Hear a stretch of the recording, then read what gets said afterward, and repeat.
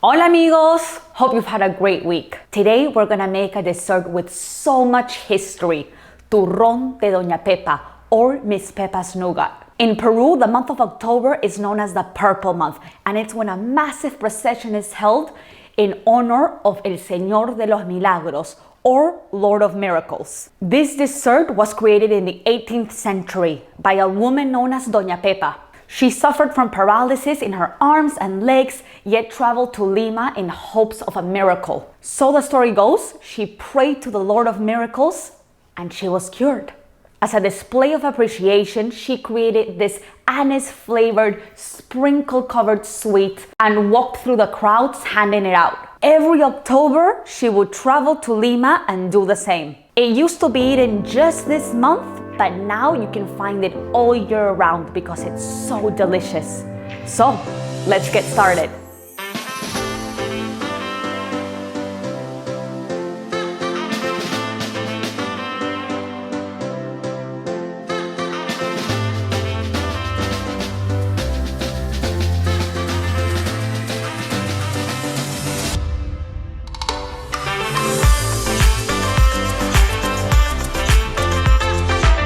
We're gonna start by making our spiced cookie sticks. We're going to be layering these in a crisscross pattern and cover them with this sticky, delicious sugar syrup.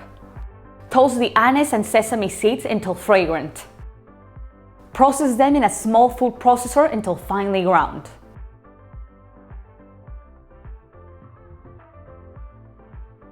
I couldn't get a hold of anise seeds. They can be a bit tricky to find. If you can't find them, just use caraway seeds instead. They will give you a very similar flavor. We're gonna add all of our dough ingredients into a mixer with a paddle attachment. You can also use a food processor instead, but you might need to make it in 2 batches because we've got a lot of ingredients in there. Place the seeds, flour, turmeric, salt, sugar, and cubed vegetable in your mixer. You want to start it on low speed, then increase to medium. Make sure you use a tea towel to cover it or else flour will go everywhere. Mix until it resembles coarse breadcrumbs. Add the eggs and mix until the dough comes together.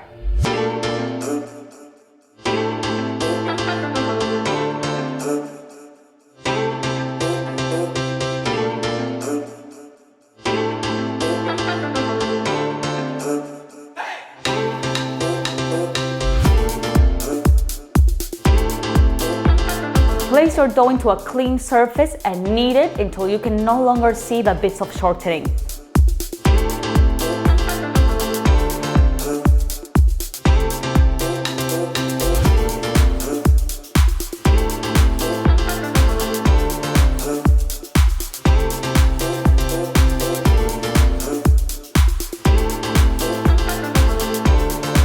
Wrap it in cling film. Chill your dough in the fridge for 1 hour. Okay, our dough has been resting in the fridge for 1 hour. So go ahead and preheat your oven to 180 degrees Celsius. The traditional way of making this is by grabbing a little bit of dough, rolling it into a long log shape. But ain't nobody got time for that. This is my way of making them. It's a much quicker way and the result will be the same. Cut the pastry in half and roll on a floured surface to about 1 centimeter thickness.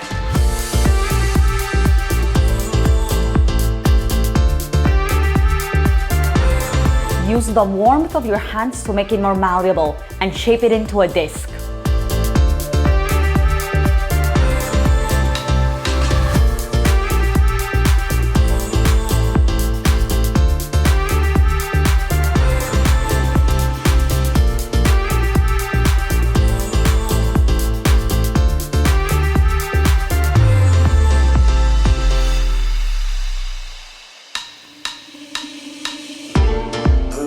Cut your sticks so they're 2 centimeters wide by 25 centimeters in length with a pizza cutter.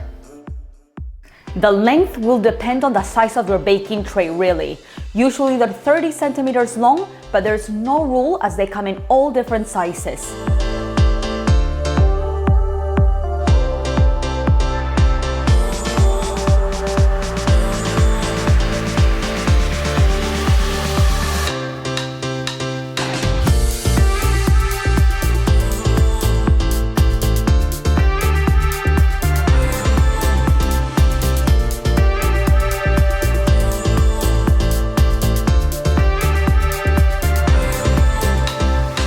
Place the sticks on a tray with parchment paper and leave some space between them because they will expand a bit in the oven. We're going to bake our sticks for 20 minutes.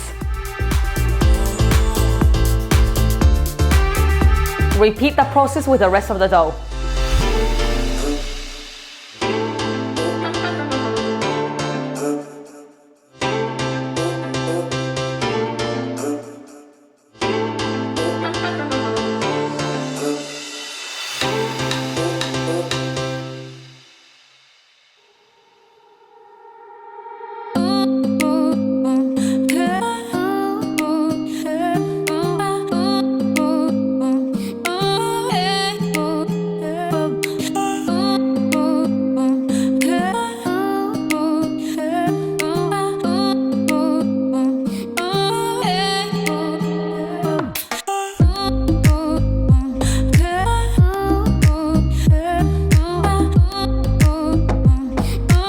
When your sticks are ready, let them cool in a wire rack.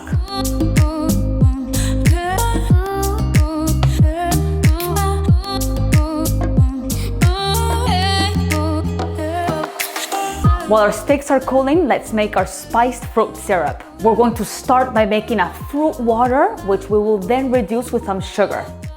Place 4 cups of water in a pot.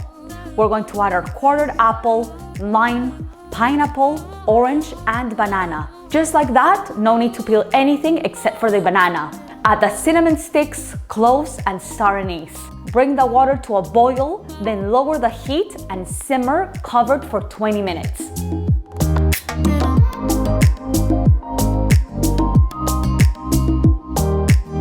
Strain the mixture and use the back of a spoon to press down over the fruits to get all that juice out. You should have around 3 cups of fruit water. The syrup is normally made with chancaca, which is raw unrefined cane sugar. We will use a mix of brown sugar and molasses to replicate the flavor. Place your strained fruit water in a saucepan and add the white and brown sugar and molasses.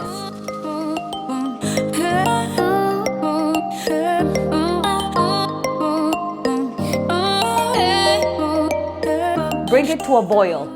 Place a wooden spoon on top of the pot to prevent it from overflowing. Boil on medium-low until it reaches 115 degrees Celsius in a candy thermometer or softball stage. If you don't have a candy thermometer, this is how you check you've reached softball stage. Drop a spoonful of hot syrup into a bowl of very cold water. Using your fingers, take the syrup and it should form a soft ball. This is known as the softball stage.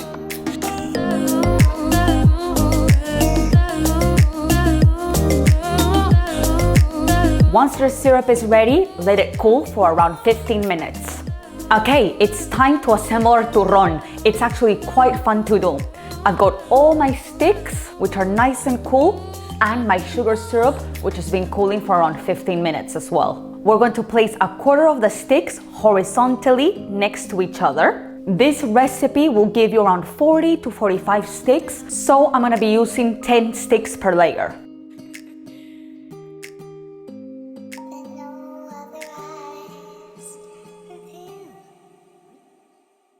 Don't worry if you break some. We will use the crumbs to cover up any holes between the sticks. Cover with a quarter of the syrup. This syrup will harden a bit and get super sticky, acting like a super glue.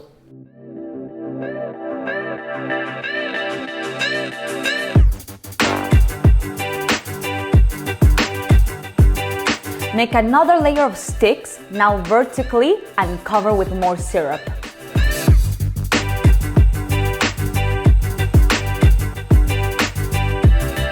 Repeat with the rest of the sticks and finish with syrup. Remember, you have to act quite fast because this syrup will harden up quite quickly.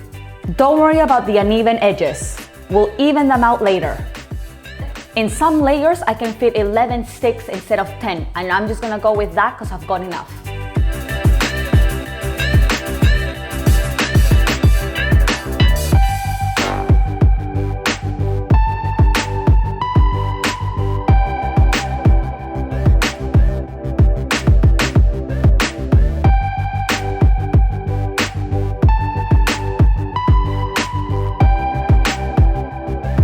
Cover all of the top generously with sprinkles. I've used almost the entire bottle. Make sure you sprinkle it now or else they won't stick once the syrup cools.